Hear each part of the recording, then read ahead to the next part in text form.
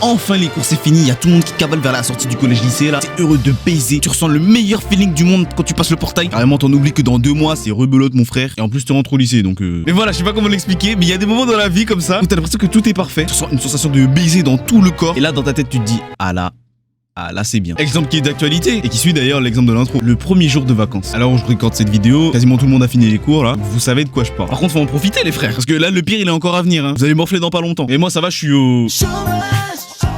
Mais du coup le premier jour de vacances tu te réveilles, t'es trop bien. Hier t'es allé te coucher à 2h du matin mon frère. Tes parents ils t'ont rien dit du tout. Tu sors de ton lit alors que tu veux frère. De toute façon y a rien à faire frère. Tu peux sortir, tu peux enfin vivre. Toute l'année tu travailles, t'as le moral dans le cul. Tu peux après profiter de tes week-ends vu que t'as du travail pour le lundi. Tu dois côtoyer des gens chiants qui te donnent des ordres. T'es pas épanoui. Mais là ça y est frère. C'est les vacances. T'as survécu. Tes problèmes ils s'envolent comme tu sais comme dans le générique de Phineas et Ferb. En fait c'est comme un samedi matin mais en boucle pendant 2 mois. Mais vas-y, après ces 2 mois, big retour à la réalité, rentrée des classes, machin. L'ennemi numéro 1 de tous les jeunes de moins de 18 ans. Pour le coup, le pire moment de l'année, si on me demande, tout reprend depuis le début. T'es reparti pour 10 mois de souffrance, sauf si on compte les vacances au cours de l'année. Et je skip directement en décembre, parce que qui en a sérieusement quelque chose à foutre des vacances de la Toussaint, genre. C'est les vacances qui paraissent tellement gaze parce que tu sais déjà t'as pas le moral parce que c'est la rentrée. Mais vas-y, t'es vite fait content que t'es en vacances. Mais surtout, tu sais ce qui vient après la Toussaint. Je vais pas faire de suspense, vous savez tout ce qu'il y a en décembre, c'est Noël. Voilà. Et là, va savoir pourquoi, mais les vacances de Noël, elles ont une vibe que les autres vacances de l'année n'ont pas. J'ai l'impression qu'il y a un truc dans l'air qui fait que c'est grave bien. Bon, sauf si t'en as rien à foutre de Noël, mais d'ailleurs en parlant de l'air, frère, moi j'ai jamais eu un Noël où il y avait de la neige, frère. Parce que je viens à un endroit où c'est impossible qu'il y ait de la neige. À la limite de la grêle dans ton crâne à 70 km/h, mais non, le jour où je vais voir la neige en vrai, les frères, je vais faire une vidéo comme ça. Salut à tous, c'est la salle. On vient de me prévenir que la neige était arrivée, donc on va aller voir ça. Effectivement, elle est là. Bref, et le problème de cette période de Noël là, c'est quand on était tout petit. Le soir du réveillon de Noël, t'as les cadeaux sous le sapin, t'as les mêmes dessins animés qui passent en boucle là pendant 2 semaines. Par contre, pour les darons, c'était les vieux téléfilms américains là qui passaient l'après-midi sur TF1, je m'en rappelle bien. Mais vas-y, Noël c'était cool. Et sinon, il y a un autre moment grave cool dans la vie, c'est prendre une douche la nuit. Alors comme ça a l'air très spécifique, mais t'inquiète, je sais que tout le monde l'a fait. Va savoir pourquoi tu te sens dans un autre monde, t'as l'impression que plus rien n'est réel. Carrément, le sentiment il est décuplé si t'avais vraiment besoin de cette douche. Genre t'étais à un endroit où il fait chaud, tu bougeais et tout. Et là tu rentres chez toi et la douche elle fait trop du bien frère. Et dans ce genre de douche t'as les questions les plus extraordinaires qui te viennent là. Tu te poses des questions sur ton existence, sur l'humanité, sur l'univers carrément. Tu sens qu'il y a que toi qui existe vraiment dans la réalité frère. Et en plus il y a cette musique en fond.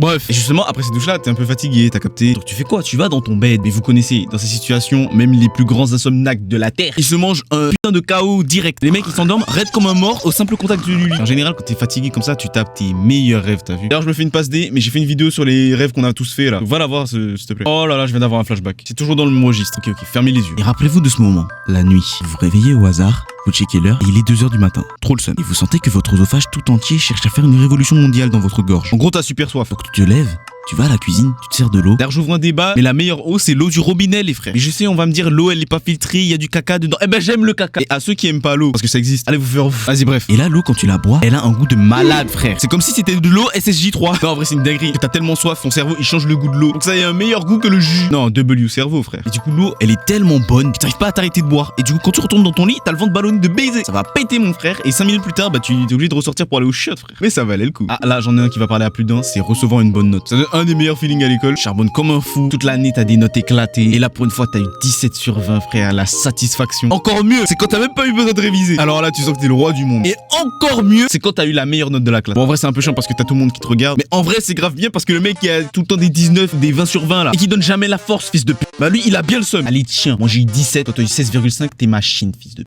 Non mais c'est qu'un point d'écart, hein. Mauvaise nouvelle, j'en ai rien à foutre.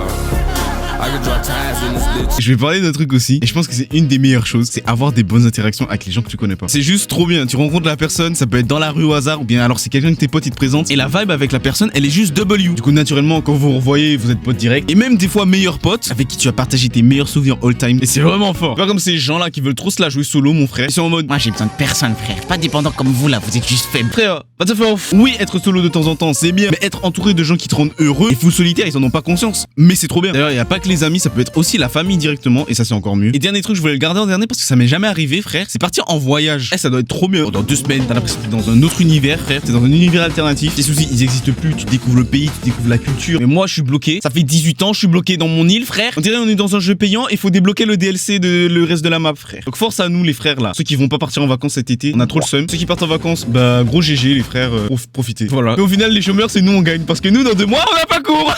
En vrai, je crois que c'était possiblement la pire outro de ma chaîne YouTube. Et la vibe avec la personne... Et la vibe avec... Et la vibe avec...